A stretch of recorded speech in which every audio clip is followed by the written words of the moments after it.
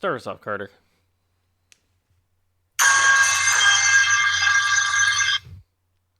I'm Carter. What? I'm Carter. And I'm not? Do you need me to? All right, fine. We'll take it from the top.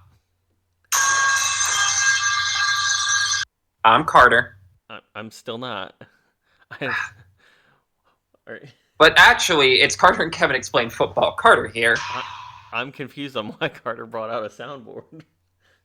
Yeah, well, it's metal pipe. I don't know. It's metal pipe with Carter and Kevin. Yeah, I don't know. I thought it'd be funny to just start in medias res with a metal pipe as a shocking metaphor for this week for a number of teams, and particularly the entire first 1 p.m. slate. Yeah. I think I mentioned it in my notes. I believe my description is it is very much a feast or famine week for the games. Yes. And Week 15, we are in the final pre Christmas stretch. And yes, it is very much a feast or famine period. It is, I described it as waiter, waiter, more slop, please. Basically, for the entire first half of this weekend. yeah. Like sometimes I chuckle at your sort of passion about the scheduling. This week affirms your worldview to a T of like carefully and meticulously planning all of this out. Because again, it is insane that it's like, all right, what are the marquee games? Okay, well, Los Angeles, San Francisco is good. That's the night game. Buffalo, Detroit, of course. The Battle of Pittsburgh. Tampa Bay, Los Angeles, two playoff aspiring hopefuls. All of those were in the 4 o'clock slot. Even the sunniest disposition, a lot of these games, like, all right, I guess Miami Houston would have been more interesting in a different I time, I think as my Kansas City Cleveland. Yeah, Miami Houston would have been more interesting if it was like early, like week 3 of this season. Mhm.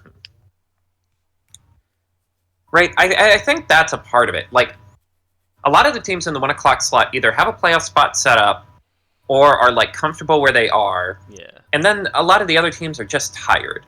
Like Dallas, Carolina is the embodiment of two tired football teams playing each other. yeah, New York, Jacksonville are two teams that have largely quit on the season. Indianapolis, Denver, Indianapolis just doesn't know what it wants to be, frankly. And the result is a absolutely chaotic week where the highs were genuinely delightful. Like the few good games yeah. we got were like sips Oh, of yeah. sarsaparilla. Watching Bills, Lions, and Eagles, Steelers was just like it was watching master classes. And honestly, kind of like a possibly coldish take. Rams 49ers, despite it being an incredibly low scoring game, was just like Yes, it was a grunt fest. Like yes. no one's skilled players are doing anything. It's you're fighting. People are fighting for their lives. It was a literal mud bowl. It truly was the embodiment of like, yeah, division games are weird, weather games are weird. Sorry if your fantasy playoffs started. It ain't that kind of day, pretty boy. This is like leatherhead nonsense. But shall we dive in and get with our highlights? I think we shall. All right. Green Bay asserts itself as an S tier team. Agreed. So I feel like I feel like the Green Bay Packers have kind of had a weird season because they came in super hyped. We were talking them in Houston were like the sweet baby boy, like underrated Super Bowl Yes. contenders, and They put on you know, they put on a surprisingly good showing despite their situation last year, both teams. mm, And I feel like Green Bay is living up to the hype more. And yes, it's quiet because it is behind a very dominant Lions. Like right. It is. Oh, go ahead. I would say, like you want to always talk about like you always focus on and talk about like the leaders of the division typically, and occasionally you bring up the losers of the division, which is Mm, why I treat the don't sleep on games so sacredly. Is because it's like it's those middle two teams that very rarely get credit, yes, and if they get credit, it's typically a huge storyline situation, and that hasn't Hmm. happened with Green Bay. You got the Sam Darnold being in for J.J. McCarthy, who got out like before, like in a The practice freaking game. season even started. Yeah, like there's that. So it's like, all right, people are talking about the Vikings and how weirdly good they are, Yeah. but and like people are talking about how dominant the Lions are and how the Bears aren't holding up to anything that they were hyped up to be this offseason. But now it's just like They're it left Green Bay to be sleepers.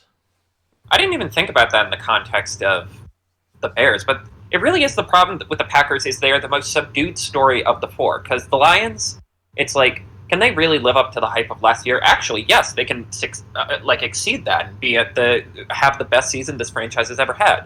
The Vikings are inexplicably like in the playoff hunt with this janked up, weird little team led by Sam Darnold, who at any given time is hearing the voice in the back of his head like the Green Goblin, but instead of the spooky goblin mask, it's a New York Jets helmet, just being like, "Coward, there's more interceptions to throw. You can definitely hit that 60-yard pass." Yeah. And yeah, the Bears are maybe like there's worse teams certainly than the Bears, but in terms of like the Sean Freud, what the fuck happened? This was supposed to be good exactly it. team. It's Like it's the reverse situation of Houston last year. yeah, You where go, it's like, oh, yeah, this should have been a rock. Yeah, you go in with that early draft pick, getting one of the hottest QBs, if not the hottest, and you just like Houston took off and like running, and then these guys just kind of went. yeah. Yeah, I do think Tank Dell, CJ Stroud, Nico Collins are going to ruin a lot of franchises because everyone was like, yeah, they're going to break all of the offensive records for the Chicago Bears. It's going to be great. And immediately, literally, that first game, they only won because Will Levis was on a Will Levis heater. But yeah, it's so interesting, especially because the Packers season starts with Jordan Love like spraining his knee, and everyone's like, oh, the season's done.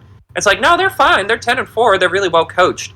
And I think, especially after like kind of a deflating loss to the Lions last week, where they kind of got out broed, for lack of a better word, this game was an all-time snatcher of chains games. Yeah.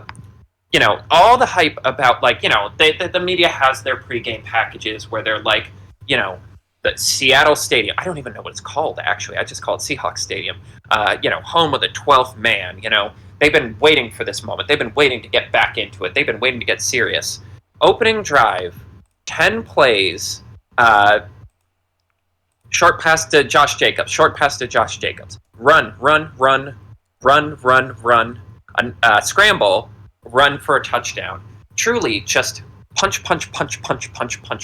Side note, it's to called like Lumen Field. Lumen? What the fuck's Lumen? What sponsor is that? Light bulbs? I don't know. Lumen. Metabolism tracker? What? Alright, whatever. What, like a diabetes thing? Lame. We gotta stop letting. You can sponsor a stadium, but you can just have your logo on the side. You can't actually name the stadium. Ralph Wilson was such a cooler name for the stadium than New Era or High Watermark. Also, not hot take. This is probably a very like big fan take of. I don't care if stadiums are owned by like larger companies and stuff, but I want them to have like kind of like what Kansas City is doing with like it's like Arrowhead. Oh yeah. Like General Electric HA whatever GEHA stands for field at Arrowhead Stadium. That's what I want. Right. Like I want them Although then again, it's a little I'm like annoying, but it's like, yeah, this is Arrowhead. Like yeah. Although I'm a bit two-faced about it, because I'm like, Heinz Field, that was the classic. It's like, yeah, well, that's a sponsor. And I'm like, yeah, but it's a Pennsylvania sponsor. That's different. Like, it's the same thing with Lincoln Financial. Like, if you're gonna have your stadium be sponsored, like a sponsor name, it has to be like a local business. But that's anyway. Yeah. And basically, the game was never close. It was 20-3 going into the half. Seattle put on somewhat of a spirited comeback, but then unfortunately, Geno Smith injured his knee. No word on when he's going to be back. And if you had any doubts about my no, I swear Geno Smith is good comment, watch some of the highlights of Sam Howell. In basically like three drives, he took 4 sacks and threw one of the ugliest interceptions you'll see all year. Truly an implosion on offense. And yeah, for me, it's just a reminder of like, if there is one team that is going to blow up sort of the preconceived ideas of what the Super Bowl teams are, like in the AFC, it's like what? Bills, Chiefs, and Ravens. In the NFC right now, it seems like it's the Eagles and Lions in a grudge match. And it's like, if there's one team that's going to play the spoiler, it's going to be Green Bay. Yeah. Agreed. It was a feast or famine quality week. Yep. Yes. So I also, this kind of ties in with my note. The 1 p.m. slot was a masterclass in absolute slop. Yeah. So I just want to rattle off some random games for you. Kansas City Chiefs versus Cleveland. 21-7, never competitive. Famine. Yes. Washington, New Orleans, kind of interesting. Here's a fun one. Baltimore, New York. Yeah. Do you want to guess what the... was actually, in my opinion, a feast game. Like, yeah, that one was at least fun. On paper, it was a famine game. Like, going into the week. Actually, having it applied was a feast game. Yes. So here's an interesting fact about New York, Baltimore. Do you want to guess what the line was, like what the over/under was in terms of like the spread? Spread line. I'm gonna go with 21. Okay. See, you picked a higher number, so it's less funny now. But it was 16, which was the highest of the year. Yes, that is an absurd. It's considered a crazy to have a 7-point line. Again, blowouts are not supposed to happen in this league. Yeah. They lose 35-14, which is 21. You got it. What you said was actually what it ended up being. The point differential. I didn't. People were flying planes over the stadium, being like, "Please let this end. Fire everyone. It's the only way it'll end." It was really weird that the Ravens fans were paying for that. Right. Like, yeah, I guess they're empathetic toward a fellow football team. I respect it. You know, Dallas, Carolina was a complete disappointment. Bryce Young kind of came down to earth. It really felt like if this was going to be the game, it would have been it for the Panthers. New York, Jacksonville was kind of dull. A reminder why Mac Jones is not a starting NFL quarterback. Devontae Adams had about 100 yards in 3 drives, which was kind of cool. Miami, Houston. Miami, once again, reminding us they can't run with the big boys. Tua threw 3 interceptions, and we're back litigating whether or not Tua's good. In Indianapolis, Denver, which we'll get to. Oh, and I just wanted to list this one very specific sequence from maybe the best slop game of the day, Cincinnati, Tennessee, which Cincinnati won 37-27. I classified that one as a feast game. It was a feast game, but my God, actually watching the game, it was absurd. There was a sequence in the second half. Bengals throw an interception. On literally 3 plays later, interception return for a touchdown. Next drive, a fumble. The Bengals take it all the way to the 1-yard line, but fumble it into the end zone, causing a touchback, meaning the Titans are going to get their 3rd consecutive drive in a row. They throw another interception. And after that, they put Mason Rudolph in. Waiter, more slop, please. I challenge the chef to give me the sloppiest slop that's ever slopped. And then that night you're having horrific diarrhea from the slop. Oh yeah, no, this was a great day. Like, I think, like, if you look back at the last couple of weeks, we talked about a lot. We had a lot of good weeks of football. Like, a lot of them. And it was bound to catch up on us at some point or another. But boy, oh boy, it hit all at once. The fan. Oh, yeah. Yes. It was missing the fan, and then it was aimed directly at the fan. That's like how crazy it just went. Oh, God, yeah. But yeah, that's honestly, it kind of sums up the week. It's also like, I think it's interesting because like both of us are spoiled that our football teams have been consistently good for the last couple years, and they're particularly interesting this year. Yeah. It is so fun getting to this point of the year where there's so many games that just don't matter, and it's probably a safety hazard to have them. Oh, And absolutely. I was like, I felt like I literally felt high when people are listing off the scores of the early games, where they're like, Cincinnati played Tennessee? What? No, they didn't. Yeah. New York at Jacksonville? You're crazy. Yeah. That's not true. That didn't happen. It's like you got maybe I think 3 or 4 games of the like 7 featured on Red Zone. You had like I can't even tell you how much they checked in on Kansas City Browns or Cowboys Panthers. Like, is that a statistic we can look up? Is how much time Red Zone showed each game? They really should have that. I would love. I'm sure somebody does that, like in their free time kind of situation. Yeah, someone who doesn't have much of an internal life definitely has done that. But like, I would love Red Zone to do like a full in-depth analytics website where you get like how many minutes each team was on, who scored the most touchdowns on Red Zone, like which defense had the most sacks on Red Zone. That would be awesome. Yeah. I feel like I feel like there's secretly like a Red Zone facts subreddit or something that I'm not willing to look up right now because that'll Right. unleash a completely different deep dive. You don't want to get sucked into Blue Anon. It's particularly sad this time around. Yeah. Yes. Although speaking of touchdowns, and it's only because I didn't list it here, and I think I mentioned this last week. If anyone on the Eagles should be slightly discontent, it's Saquon Barkley because Jalen Hurts currently leads the NFL in touchdown runs. And I want to like rephrase that so people don't get confused. He doesn't have the most touchdown runs for a quarterback, or the most 1-yard runs, or the most red zone yards. Literally 15 touchdowns. I'm pretty sure he's going to break the quarterback rushing touchdown record again.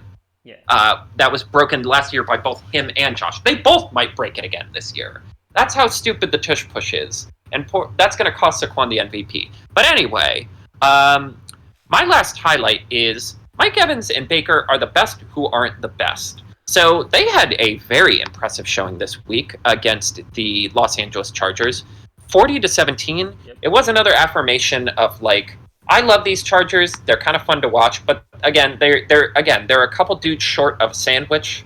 It was another game where Herbert kind of got the stuffing knocked out of him, but Baker Mayfield threw 4 touchdowns.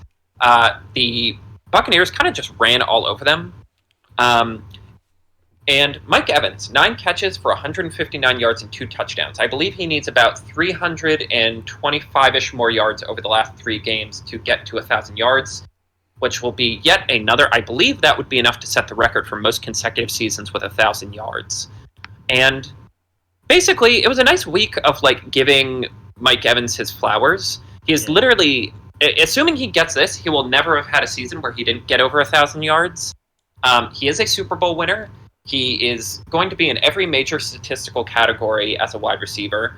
And basically, people are just like, yeah, he's a first ballot Hall of Famer. And it's so interesting to be like an all-time great, objectively, like in terms of like what you see on tape, stats, and playoff success. And yet, I'm hard-pressed to think of a single time where you're like, top 5 receiver, Mike Evans. Even just now, I'm like... He always, like... We're in like a 10-man fantasy league. He always drops down to like rounds 2 or 3. Like, he falls a little bit every single year, and I don't think like he just holds his own in that crazy like separate regard, and he's like a don't sleep on player. Right. Which is weird because it's like, it wasn't like he was like a 4th or a 5th round pick who just exploded. Yeah. It's like he was picked in the top 10 in 2014. And yet every year everyone's like, well, this is the year he doesn't do it, right? This is the year where like the rug gets pulled. Yeah. This is where he turns into a Hawk Tua coin. So here is the Buccaneers' remaining schedule. And I want you to tell me how much faith you have. It doesn't like... It could be a percentage. It could be like vague on him getting another 1,000-yard season. They have Hit me. Cowboys Ow! first. Okay. followed by the Panthers, followed by the Saints. Now, the other factor is they're currently in the lead for the South. They are not. They are only one game ahead of the Falcons. So how hard they play is up in the air, and the Falcons have the Giants, Commanders, and Panthers remaining. So it could be down to the last week. I don't think they're going to get much rest on either team. Right. And either way, the Buccaneers historically, like one of the big discourse things when Tom was still on the team, Tommy Boy, not our Tom, was still on the team. If it was our Tom, that would be insane. Wouldn't that be awesome to just have one like close friend who was in the, even if it's just like one of those guys who's like, I was in for 2 years, ran a practice squad 3 years, and then just gave it up. Like, wouldn't that be awesome? Wouldn't it be so cool? Yeah, I think that would be fun. But yeah, like there's a precedent with a lot of teams, but I've identified, like we've talked about it a lot with the Buccaneers, where they tend to try to do right by people, not just in terms of like making sure they get all their incentives, but like also making sure they get their numbers, making sure if they have like a statistical goal they're going for, they get it. I think they are going to try and push this. On a confidence scale, I would say I'm an 8 or a 7, only because you never know about injuries. Yes. Oh, big pick on Broncos country. Pick against the Broncos? Or oh yeah, Bo Nix threw 3 interceptions this week. Oh, for the Broncos, damn it, I didn't put their... We're in the fantasy playoffs, and I'm sweating bullets here, folks. We're gonna talk about that later. I was actually hurting my stomach, like trying to decide if I play the Bills defense and risk the trap game, or play the Broncos against, a relatively conservative Justin Herbert. Yeah. But anyway. yeah, and also just like Baker Mayfield continues to be on a tear.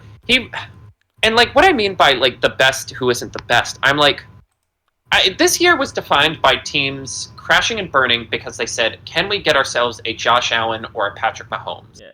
And the answer for the Cleveland Browns and the New York Jets was no, and now your franchise is kind of irreversibly fucked. Yeah. You acknowledge people like in like combos like Patrick Mahomes and Travis Kelce. You acknowledge like Lamar, Derrick Henry, Zay Flowers, heck, even like Nico Collins, C.J. Stroud. And despite not being on a good, like a top tier team this year, you still acknowledge Joe Burrow and Jamar Chase as a top tier combo. Their defense is what's holding them back. But like you don't. If anything, this year affirmed Joe Burrow is in the top tier with all those guys. Where it's like, okay, it's not just the talent, it's not just the system. He's good. It's him. He's a legitimately good quarterback. I can admit that. But even though I don't think I was ever not sold on Joe Burrow. Yeah, that was more a me thing. But the like you don't really see like when you're talking about those top duos, Baker and Mike Evans never really show up. Exactly. They're very similar in that sense. And while I think Mike Evans historically will be remembered a little higher in the tier of like wide receivers than Baker will be the tier of quarterbacks, I think a lot of teams need to sit down and just be like, okay, trying to force getting a top 5 quarterback seems to end in folly. The Jets are now like a husk, the husk Aaron Rodgers made them. The Browns will never get the stink of Deshaun Watson off of them. Nope. Hell, even the 49ers, it's like, okay, we kind of bounced back from the Trey Lance pick, but we still wasted a lot of resources that could have helped this team. Like, their core is much older now because they didn't have younger talent they could have drafted. And I'm like, I think teams need to be like, can we get a Baker Mayfield? Because right now, this is like the platonic ideal of what you would have wanted Baker Mayfield to be. The irrational confidence guy who gets everyone in the locker room fired up, leads the frat boy energy, and no matter what, even if they crash and burn a little bit, he's going to sling it around the yard. He's 3rd in the league in touchdowns. He has 14 interceptions. Like, this is kind of just, he's 2nd in the league in turnovers. But, like, this is what you want in terms of, like, high risk, high reward, like a better version of Jameis Winston, honestly. Yeah. And yeah, I'm like, because I'm like, all right, how many quarterbacks would I actually take in front of him now? And I'm like, I think especially this season, he has been severely underutilized. Right. Or like at least claimed. Yeah.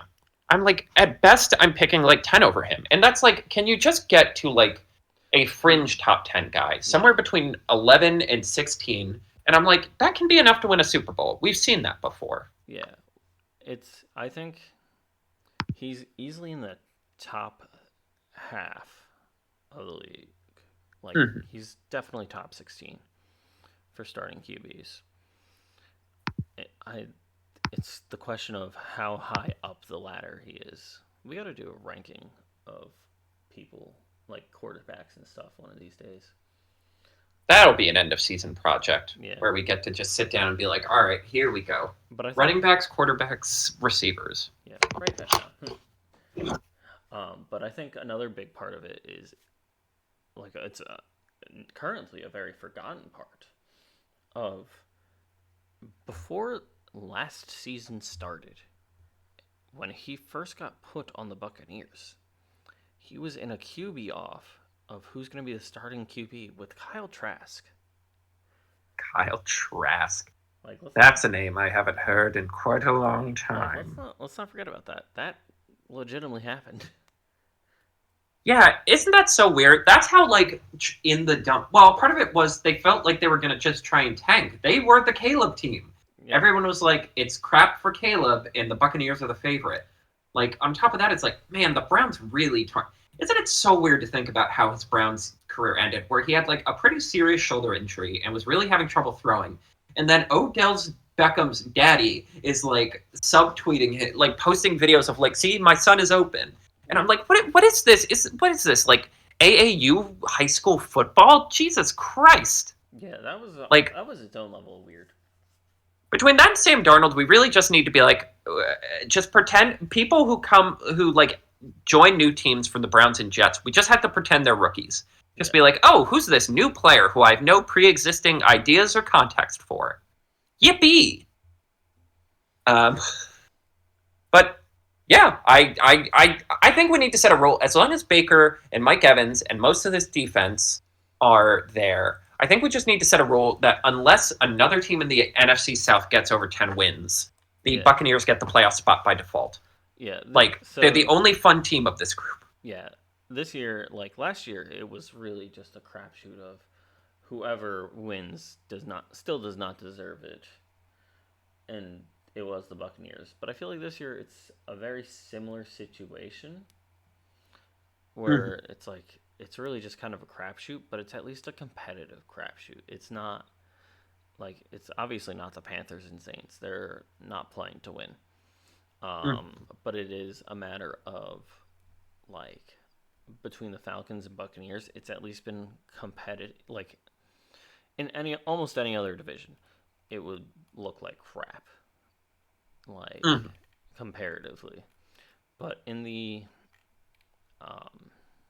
what's it called? Like at least in their division with how their calibers are, it's like all right, I respect this.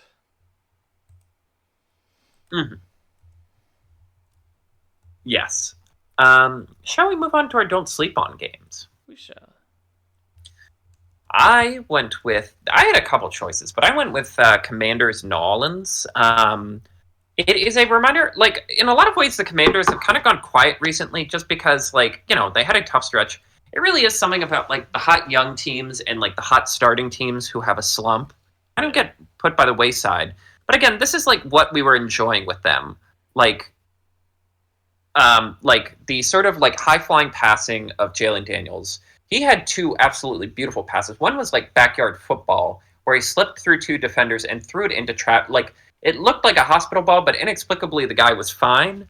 There were like Terry McLaurin, who again, in terms of approval rating, he is like one of my favorite guys in the NFL because he was so good for so long with the crappiest quarterbacks, and now is getting to like actually produce stats and show people how good he is. He was like inches away from having 5 touchdowns in this game. Yeah. Like, you know, just like beautiful deep balls that were just an inch off. And yet this game really did come down to the wire. The Saints had the chance to win at the end, fail on a 2-point conversion. Also, absolutely crazy that they started someone named Jake Henner. Again, you know it's bad when I don't know who they are. And I'm like, is that made up? That name has so many, like, who is this? Are they a real person? All right. Like, have I died? Mini question of the week. A very mini one. Theoretically, we both know all of the starting QBs, at least attempting to have starting QBs, not including any backups or anything like that. Hmm. On how many teams, like, what percent of teams do you think you know their main backup? Oh. Because I think it's I. I think it's like last week's question of the week with the numbers, where I can't name exact teams, but I can name like who is where and stuff like that. Right. Or no, I can't name who is where, but I can name like a bunch of backup QBs this season, and then it's like there's that, and then it's like how many third strings can you name? Like I could probably name 12 to 15 backups and five-ish third string. yeah, it's insane how quickly the quarterback drop off goes for like backups. Meanwhile, if you're looking at like you can name like this main three, if not more, of like each team's like wide receiver core and their running backs. Like, granted, the position has more people on the field, but still, it's like it's a very sharp drop off for such an important position. Um, Right.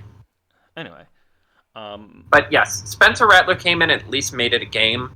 And yeah, it's so weird looking at New Orleans too. They're in such a weird position because they've objectively been so much better since purging the coaching staff. yes, But again, I can't. I'm almost worried they're doing too well and they're going to try and talk themselves into running it back again when they just can't. Like like in some ways, losing like 8 straight was a blessing in disguise because it gave you a convenient out. And now going on a mini, not winning streak, but improvement streak might trick you off of that. But I will say, I think this game is a good reminder. Even though the Commanders did slow down in the back half, yeah, I wouldn't want to face them in the playoffs. I think they're going to be another sneaky team where if you tell me they won a playoff game, I'd be like, yeah, that tracks. yeah. I can agree to that. And what are you bringing to the table? I went like the complete opposite direction and stuff of what we usually go. Where well, it's like you want to like typically it's like this team is probably secretly very good. This team is probably secretly very bad. Blah blah blah. And Hmm. it's like I went. What's it called? I went for the New York Jets versus the Jacksonville Jaguars in an absolute like trash team versus trash team slop fest. I think Oh, baby. I think this I think there's like we talked about it like when there's like a game that's so sloppy, like especially if it's like a one-sided game. But if you Hmm. have two bottom of the barrel teams that are clearly hot messes, I feel like that also has the same potential for like it's like a who screws up less kind of Right. situation. Especially two teams that have just enough dignity left not to fully quit, and also because it's like, what is getting the number one overall pick do for either of these teams? You might as well just keep winning. Yeah, like Um, try hard enough to get a at least draft like the ability to trade draft picks or some shit. yeah, and yeah, this game was nuts because yeah, like I said, Devonte Adams basically had 90% of his production in the last basically the last two drives, the last like 4 minutes. He had 76 yards on one drive, and then I believe about 30. Oh, wow. No, he had like 80 on the other one. He almost had 200 yards. It felt like they were just stat padding despite actually needing it to win the game. Yeah, The most interesting take I heard from this game is why don't you just run it back with Aaron Rodgers and Devontae Adams? I mean they kind of are. They They kind of have to. yeah, but I feel like though I mean if you look at the rest of the talent on the Jets specifically people like Garrett Wilson and Brees Hall. I feel like they're all like they shouldn't be out of the conversation for how good they are. Yeah, and someone pointed out, it's like, look, at the end of the day, a lot of their, like, half of their losses were 3-score point, or, like, 1-score games, or, like, 3 points or less. It's like, who are you going to get that's better than this? Are you going to try and trade for Kirk Cousins?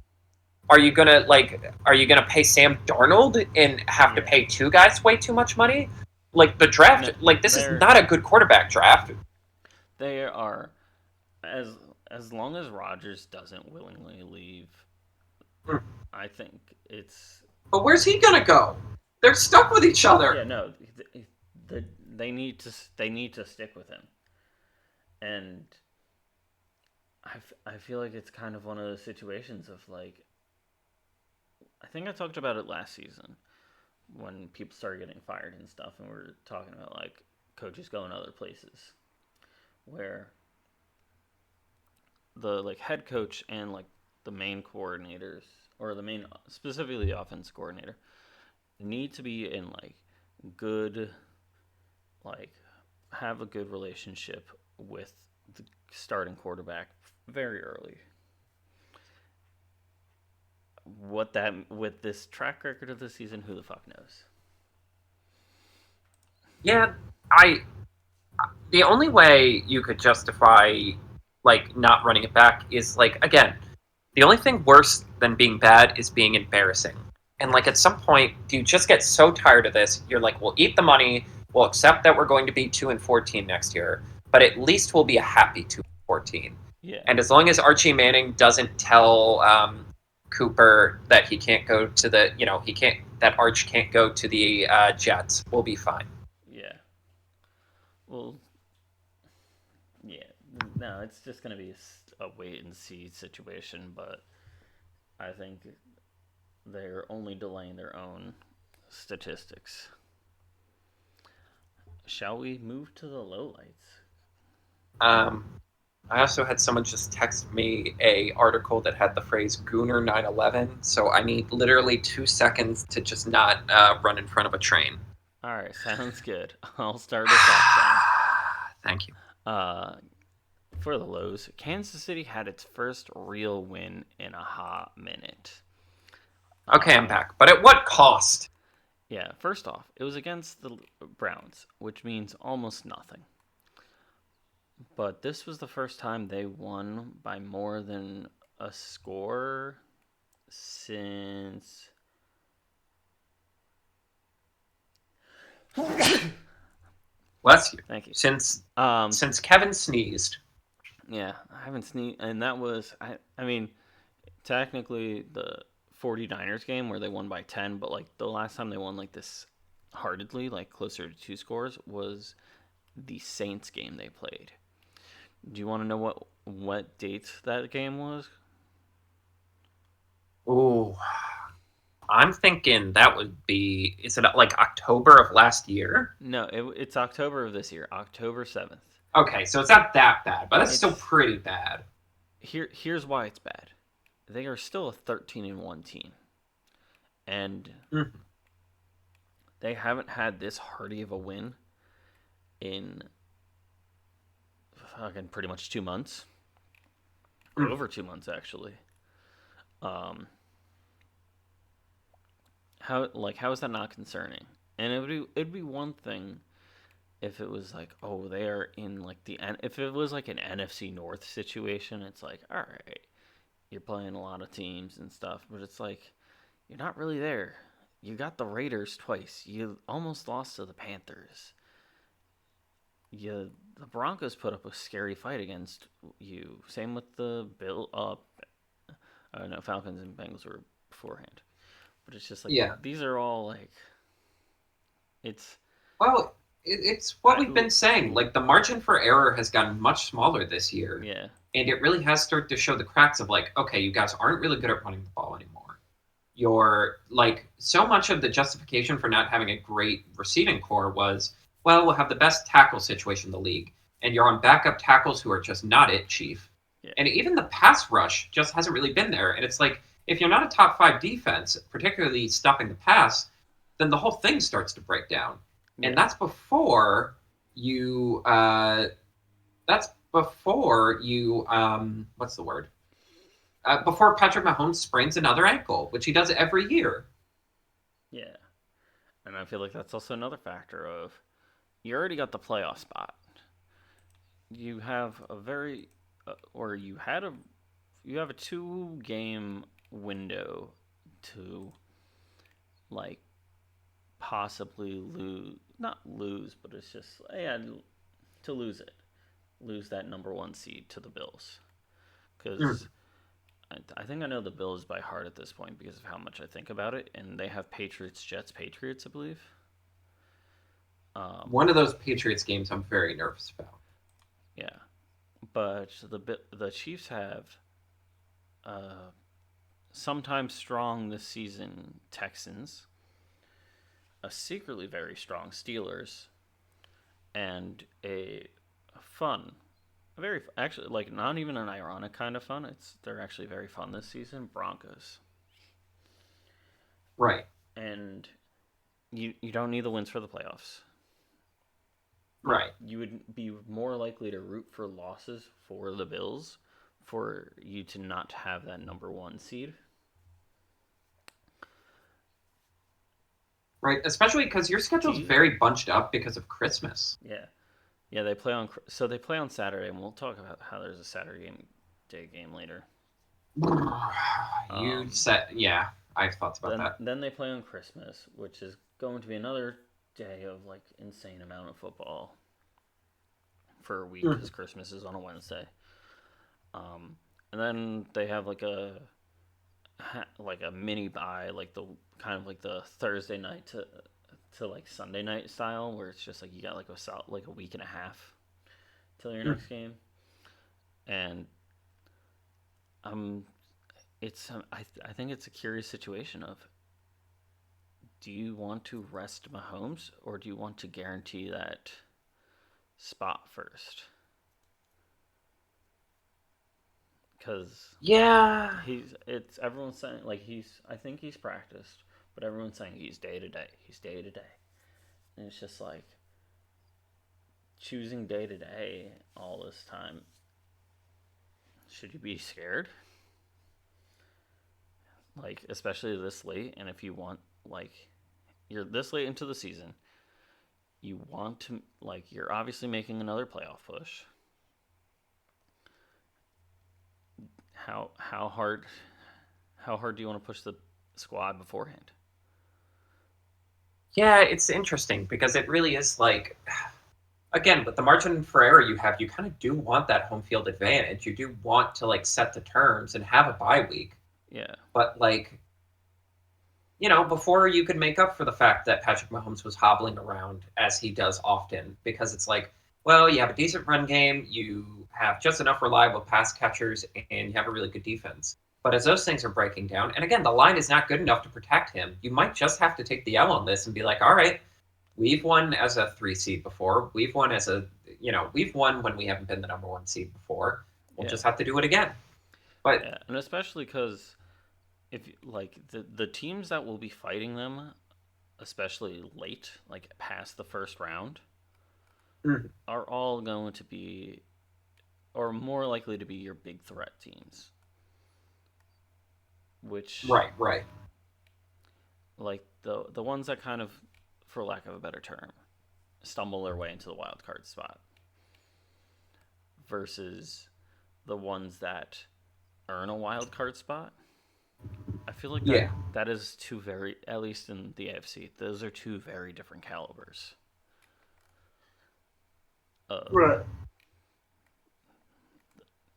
So it's confusing what they, or not confusing, but it's like concerning adjacent of. Oh, they don't even need Patrick Mahomes anymore. They have Carson fucking Wentz. All right, listen. Carson I'm Wentz. just gonna say, all right, listen. That's good. That's it. Um, the Lions might just be too dang hurt. Yes. So we haven't talked about the game yet, mostly because it's like, what can we say about the Bills that we didn't say last week? It's very much the same stuff of like, Josh Allen is just in a flow state right now where if he's allowed to dictate the turn of the game, it's just over. It's just too locked in. And, like, it is funny people talk about how his turnover ratio is the same as last year, like, turnover-worthy plays, but it's like, yeah, but the difference is last year they were spread out over 17 games. This year they were kind of just condensed to, like, 3 kind of bad games, and every other game he's just been untouchable. Again, it just, like, there's a weird calmness with this Bills team where I'm like, it'll probably work out. It's the statistic of averages, where it's just like, for example, a 90% failure rate. That could be failing 90 times in like the first few weeks, or it could be failing like 30 times here, 30 times there, for 30 times there. Right. Yeah, and it's so striking that, like, last year was so angst-ridden, where it's like, it felt like the pressure of, we have to win a Super Bowl this year. We missed our window last year. We got to do it this year. And it just felt like every play was this, like, it was just a fucking Herculean struggle just to get a first down. Whereas this year, it's like, it'll be fine. They'll come up with something cool. I've finally been won over by Joe Brady. Some of the play calling in terms of what they were doing with the running backs was just sick nasty. Like, the Ty Johnson game, you're having that man run wheel routes? Yeah, so weird. But, yeah, and again, the defense wasn't very good, but it did the thing it needed to do against the Rams of, like, get a stop early and then get a turnover mid-game. I do want to point out, I like calling for an onside kick in the third quarter, but the fact that they had to announce it in advance has kind of radicalized me against the dynamic kickoff thing. Right? I'm like, think about this. The onside kick in the Super Bowl is maybe one of the most iconic plays in Super Bowl history, and by extension, NFL history. It literally, without it, Drew Brees, Sean Payton, and the New Orleans Saints never win a Super Bowl. Never get to finish the story of, like, a team rising from the depths of, like, the levee breaking to win a Super Bowl. If I hate, with the exception of, like, extreme safety things, like, we can't have Dick the Night Train Lanes running around clotheslining people anymore. That's actually dangerous. But, like, we've done onside kicks before, and they're as safe as you can relatively hope kickoff. Like, I hate when we legislate rules that cost us beautiful plays like that. But anyway, yeah, so the Lions had another round of injuries, including David Montgomery going on the IR. If Bart Simpson were to magically heal everyone the Lions have on the IR right now, they would have to cut a third of their roster to make room for these guys. Yeah. Literally a third of the team is on the IR. And I'm starting to get worried of, like, at what point do you reach a point of no return where you just, like, do not have the guys to win? Yeah. No, it's confusing. Yeah, and like, again, before it was mostly contained to the defense, and I'm like, well, that's bad, but they can still win, because, like, if you can score 40 points a game, you kind of just always hit games. But now, like, such a core identity of David Montgomery and Jahmyr Gibbs, I'm like, now I'm starting to feel it personally in terms of, like, oh, the identity of this team is changing. And it is a shame, because Dan Campbell's whole speech last year when they lost in the title game was just like, you know, we're going to fight like hell to get back here, but you never know. Things are freaky, things are fluid. This might have been the one chance we have, but no matter what, we're going to stick together. And it's like, God damn it, I hope they didn't lose it really felt like they had a second chance, and I hope they didn't lose it. Yeah. It's the catch-up, and it would be also one thing if it was, like, these things were happening in, like, a couple weeks ago to them when they were playing, like, winning by, like, 40-plus points and stuff like that. And it's like, you got hurt in a garbage time touchdown, like, that's kind of lame. But it's like, no, these last two games are games they were fighting to the end. Mm-hmm. Right, these are ones they needed to and really wanted to win. Yeah, so it's like, that's when it's like, it's a little bit more depressing of just like, it's like, these are games that you're trying your absolute hardest for, as opposed to the garbage time. Like, if they're fucking around at the end of the line, or the next game against the Bears, and someone gets hurt, it's like, well, you kind of did that to yourself. But it's like, right, yeah. And that's for all, like, the chicanery they've done. It's never been, like, no one's ever gotten hurt on an end around or a reverse leaf flicker. It's just playing the game. Yeah, and it is just like, it's I don't know. Safe. It's all been like like there hasn't been too many douchebag moments. Mhm. And it's also like, I don't know, people are like, well, there's injuries every year, and it's like, no, this is a third of the A third, roster, yeah. guys. Like, and especially because it's like, no one's gonna mourn the 49ers. Like, no one's mourning the wicked 49ers. Like, they had their run and they just had a bad bounce this year. Yeah. But it's like the Lions, like the window was right now. Who knows if these pieces will They be together were again? the Who knows if hottest team at the moment. Or yeah, they were the darling. Like, if man, your team was not was not winning, I can almost certainly say you were rooting for the Lions. mhm. Yeah, and I just hope like they have some hope that some of these guys are going to be able to come back, and like they still have a lot of weapons on offense. There's a non-0% chance Jeremy Gibbs goes on like an all-time heater where he just like opens up his third eye. Yeah. He changed his social media profile picture to Sonic just as he's going supersonic mode. Yeah. And I'm like, this is the energy you guys need right now. This is the He's lock the ready fuck to in turn energy. it around. And also, I feel like it's also only going to be big, like even bigger for the receiving core. Mm-hmm. I think it's. We're not. I don't think they're. I want to believe they're not cooked. I think this next game will be the Pacer game. Mm. Let's see. How's their end of season? Bears, 49ers, Lions, or Vikings. Mm. That's not super concerning. I feel like you can take some rest in the first two, but that last game is going to be another fight for your life game. Mm. Let's see. What is next? Like we've been talking about, not a quality week. I said about 9 of the matches of this week felt uneven. And there's so it's a little bit more than half. But like that was me being like this strictly felt uneven and like was definitely a famine like game because it's like technically speaking the Raiders Falcons game, it did not feel uneven, but it wasn't a good game. I literally forgot those teams played each other. Yes, which kind of leads into another point. Fuck Kirk Cousins. Fuck Kirk Cousins, motherfucker! A fucking thief in the night, stealing hundreds of millions of guaranteed dollars from franchises. Yes. Oh, what a bet! Again, All right, do you know how many? I was gonna say context first. So. No, we don't need context. Fuck them. All right, let's go with that. No. Add the context, right. Mister. So, fantasy football. It's me playing our friend Kieran. Yes. Me and Kevin are on the same side of the bracket. I'm the 1 seed. You're the. I was 5. 6th, 5th, I was 5. Yeah. And it's like it's me and Kieran, and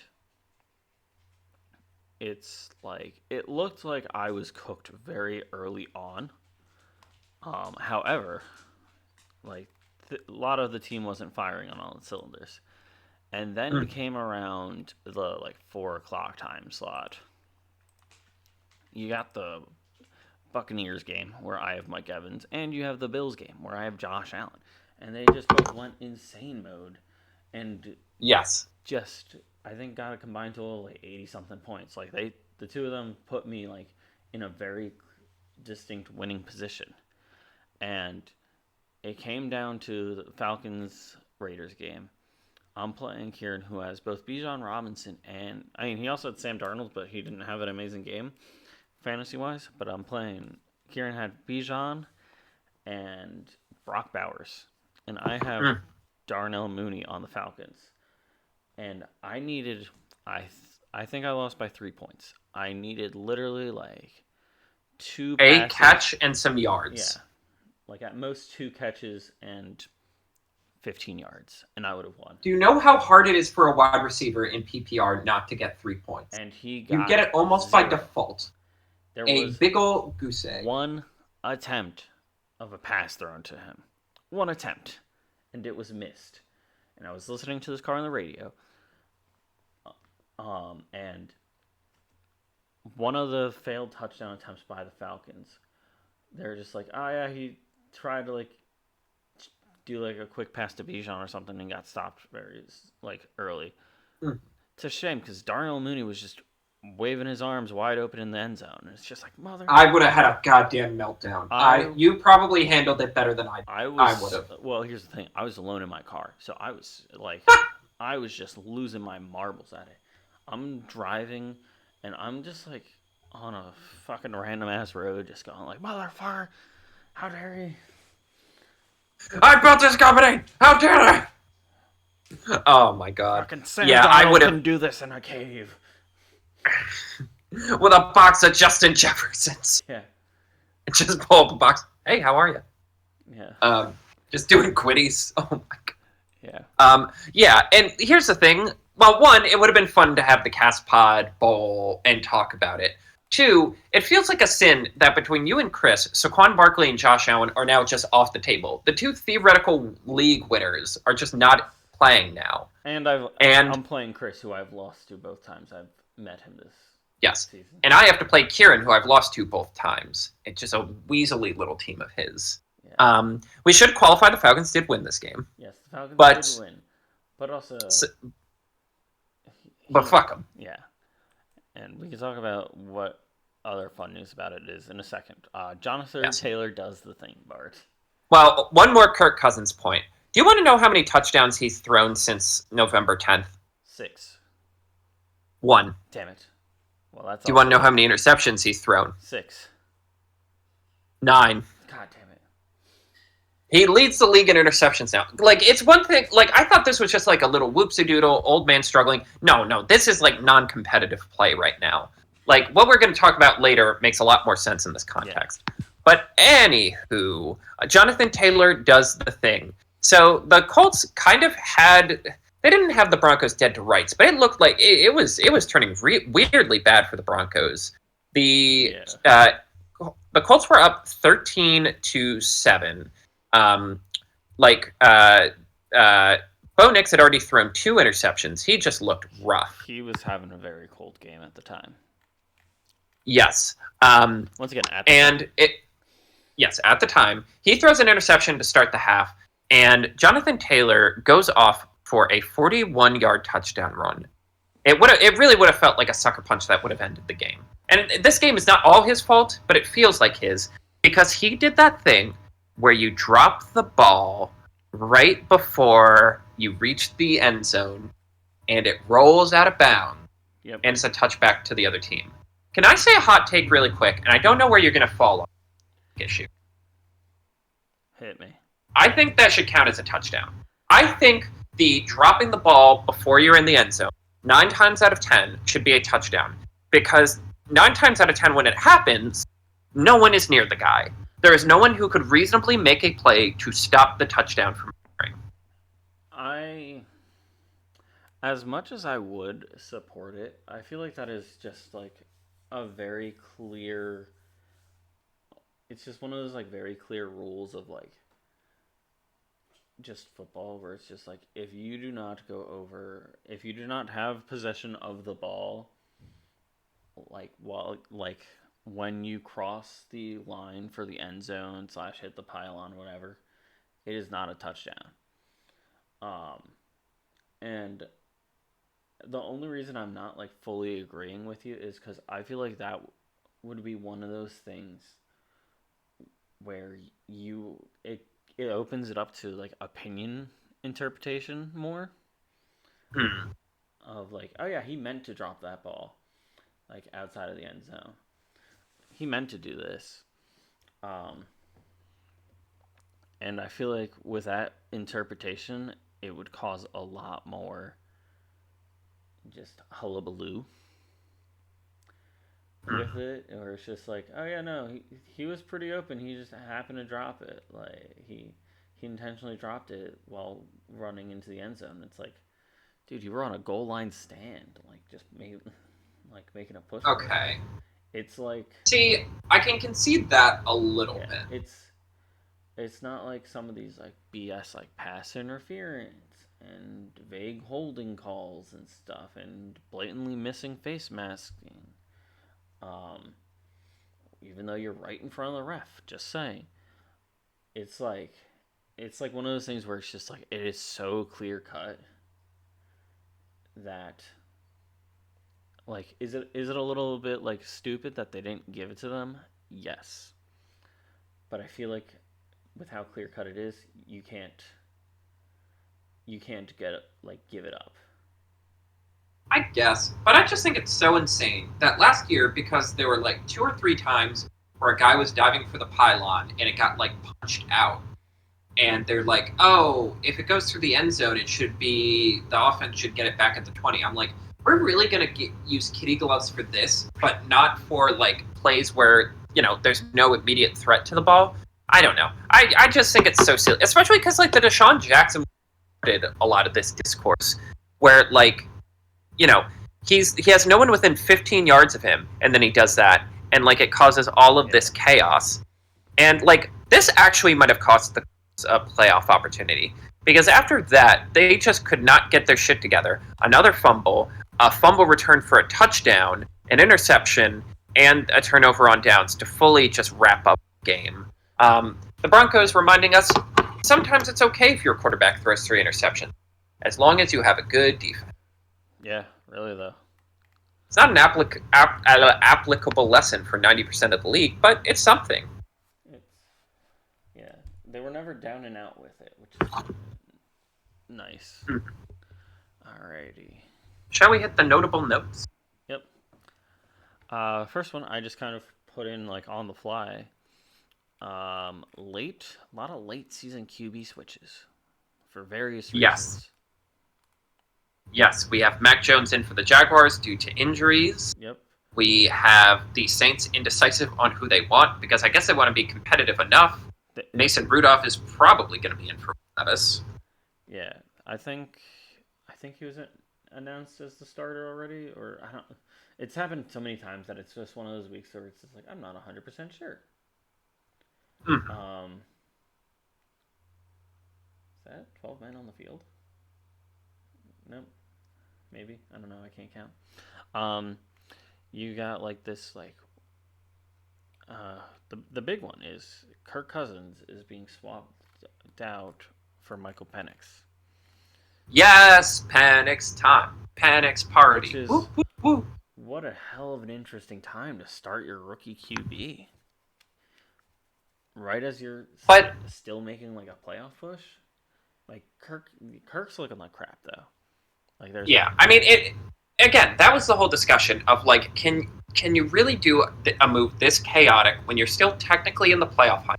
And it's like, I don't think you have a choice. Again, this was the year where it's all supposed to come together, where Kyle Pitts is supposed to go off, where Drake London's supposed to go off, where Bijan Robinson's supposed to go off. Yeah. Like, you spent so much money on this offense, you can't afford not to. And what's hilarious is for all the shit the defense gets, and like how much shit the Penix pick over like Jared Verse gets. And I don't know. I've been weirdly rooting for the Falcons defense ever since Aikman made that like really catty comment during the Eagles game of like, oh, you needed more pass rush help, but you just had to get another quarterback. Yeah, this is why. Because when you commit to a guy who's 40 and has a torn Achilles tendon, this was always a possibility. And if he's even able to get them a wild card spot, or at least like get them close to a division win, like it's gonna look genius.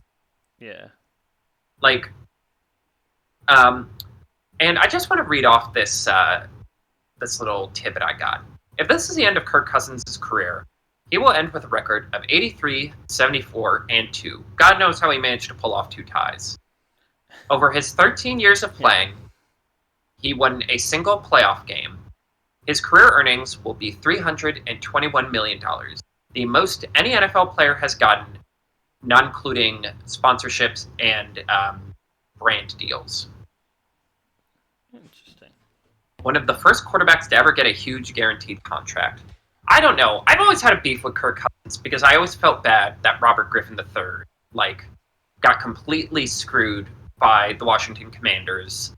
And, they happened to draft Kirk the same year, and he basically got to ride the success that Robert Griffin III set up. Yeah. Meanwhile, Robert Griffin tries to come back from a knee injury, just can't get it together, and Kirk just weasels his way into all of this money. Again, like the reverse Cooper DeJean of not inspiring whiteness. And despite being Despite What? being the epitome of just good enough to convince your team that you could actually kind of make it in the league. And I'm just I'm just imagining this one little shot from the new Superman trailer where someone just whips back and throws a can at Superman's head, but it's you throwing a can at Kirk Cousins. Oh, it absolutely would happen. Um, I was just sending me, what the fuck is this guy doing? You just watched this man laser beam a fucking monster in half. Why are you throwing a can of soup? yeah, sometimes you just Just gotta try it's and establish weird dominance. right. Sometimes you got to be like, all right, has anyone tried this though? Yeah. Like, okay, we tried bullets, we tried nukes, we've tried other laser beams, we've tried a really big rock. I got this. Send in a can. Yeah, just rack focus 2-man throwing can. You go for the But stun, not the physical stun where it like actually hurts them. They are so baffled by the assault where it's just like, what did we witness? Like when the guy threw a shoe at George Bush. It's just like one of those like really out there things where it's just like, huh, this happened. that man's still around. He's prominent on social media. Um, but yes, so the Kirk Cousins era in look, I think the Falcons are going to thank their lucky stars that the Cleveland Browns exist and the Cleveland Browns are dumb and desperate and stupid Yes. because this would be getting so much more flack in any other context. It would be Every just other.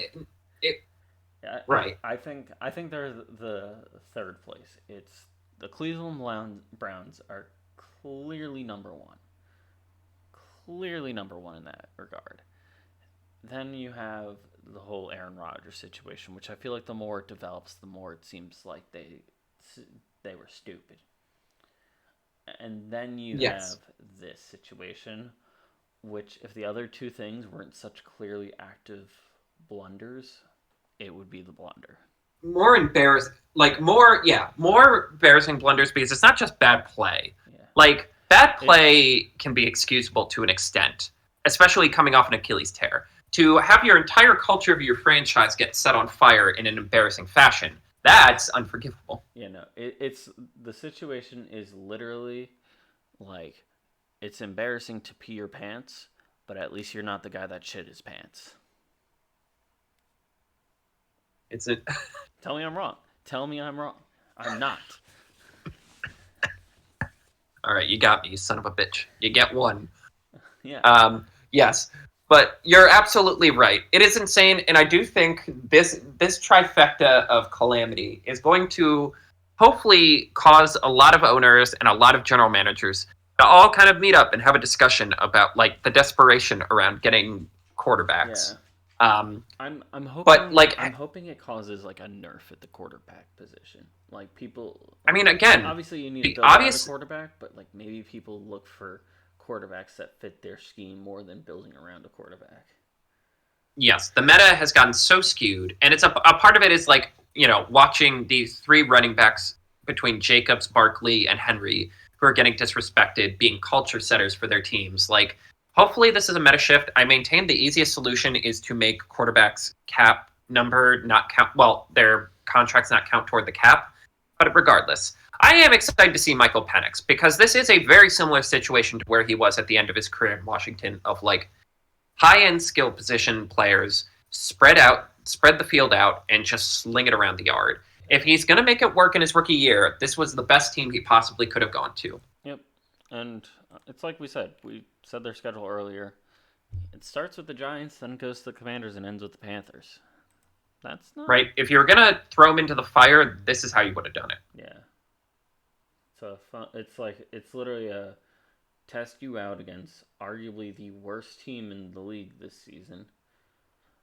Mhm. Actually, a little less arguable than you'd think. And then you're gonna go off against a more legitimate competitor, and then you end with kind of another little softball where you can like real like if you're close and it's like oh if we win this we're in. It's like yeah put that stress on the kid. See how that goes. Mhm. Alrighty.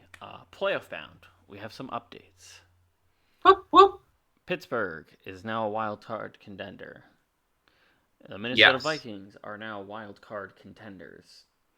Houston has the division. Yeah, it's a very lukewarm division, but it's a division, and you hope It's that yeah. you want to see them. Maybe they can make it work. As disappointing as that season has been, winning in the playoffs fixes everything. Mm-hmm. Yeah. Sorry, give me 1 second. And then did I say? Oh, and also another update, I believe. Buffalo has clinched the East. They were previously a wild card contender. They have clinched it. Easy. One of the earliest division clinches in the history of the sport, baby. Yeah. And then we have our eliminations, which in a surprising turn of events, no one from the AFC has been eliminated this week. Everyone still